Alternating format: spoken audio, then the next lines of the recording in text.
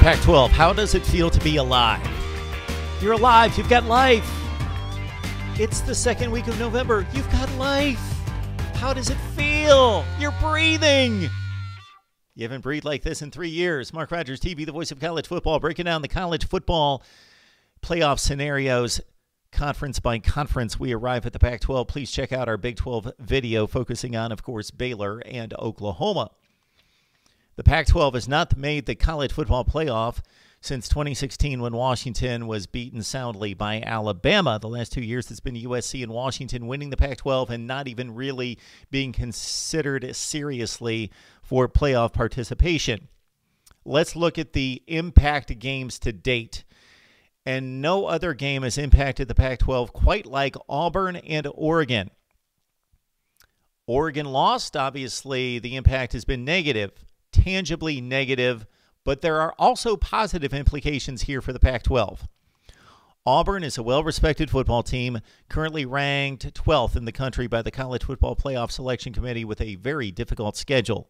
If Auburn could beat either Georgia or Alabama or either one of them, they will continue to make that look like a best loss in the country type of loss for Oregon, certainly the best among the college football playoff participants and contenders.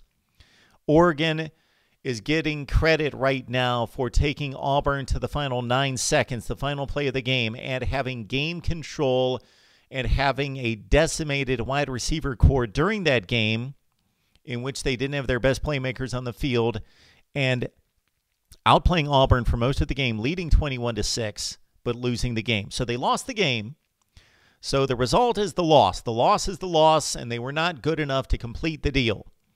And with the 21-6 narrative, you can also take it as they collapsed, and they did. But they played one of the better teams in the SEC down to the wire, and were not at full strength.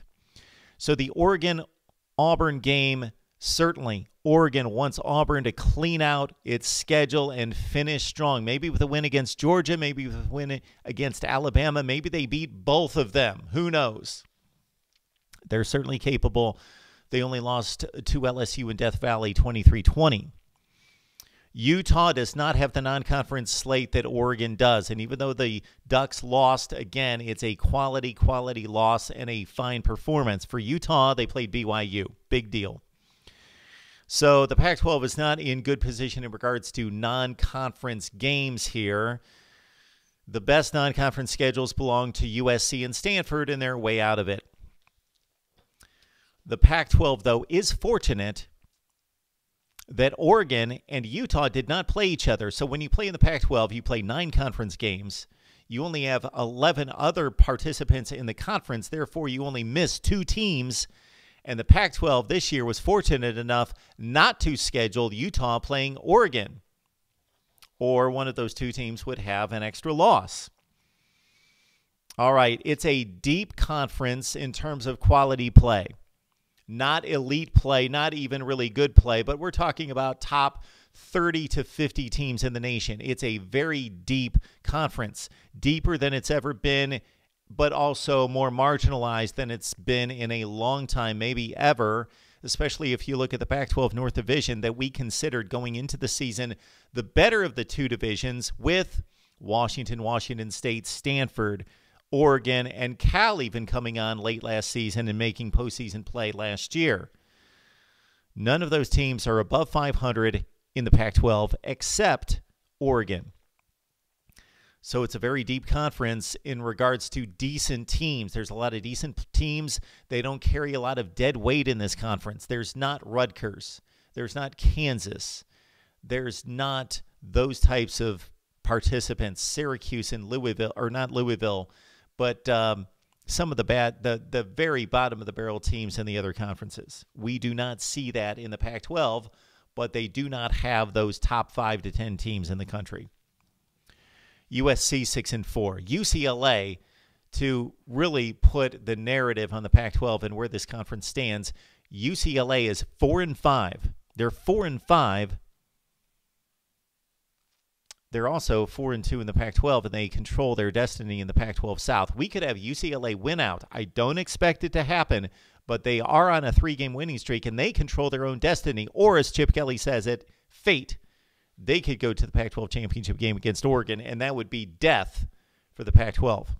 The Pac-12, best case scenario, needs Oregon and Utah to arrive at the Pac-12 championship game, both 11-1.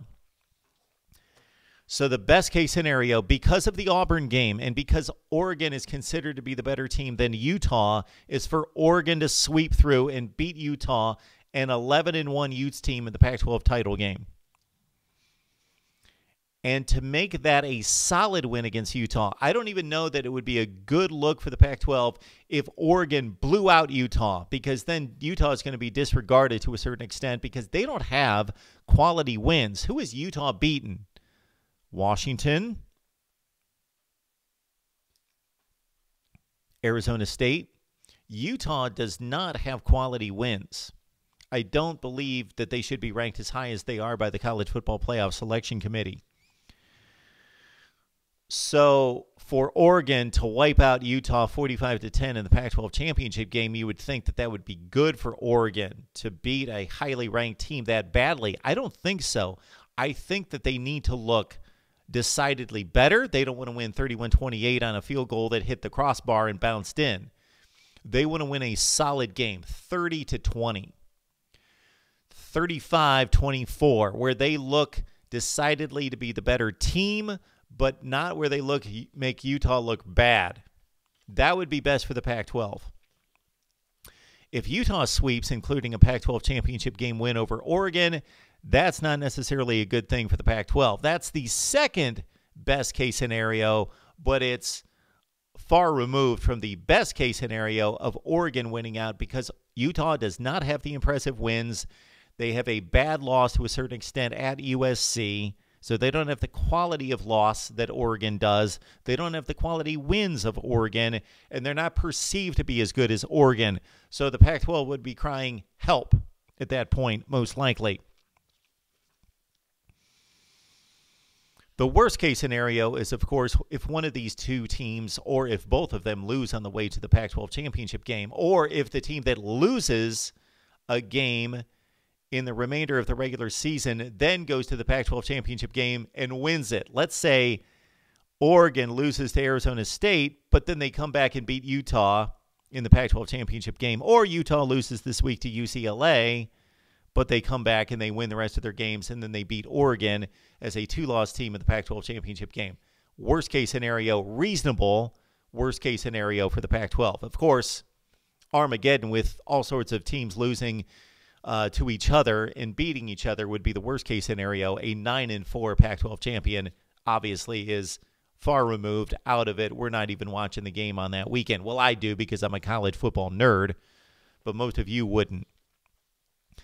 The game that we've got to look out for that is going to play into the reasonable worst-case scenario is the Oregon trip to Arizona State in 2 weeks. In 2 Saturdays, Oregon travels to Tempe to take on Herm Edwards. We play to win the games at Arizona State. That is a difficult situation for Oregon. If you're going to eye and circle a possible upset that's going to ruin the Pac-12, that's your game. Oregon's got Arizona at home, the Arizona State game we mentioned on the road, and then Oregon State in the Civil War to close out the season. For Utah, it's UCLA at home this weekend, followed by a trip to Arizona and Colorado, so a light touch for Utah to finish out the season. That's what could happen. Those are the best and worst case scenarios in a reasonable fashion. What's going to happen? Oregon sweeps. That's all there is to it. The Ducks are going to sweep. I am giving respect to Kyle Whittingham and Utah in the Pac-12 championship game. I do not count that as an easy check-it-off win for Oregon. I think that's going to be a tremendous game. I can't wait to watch it.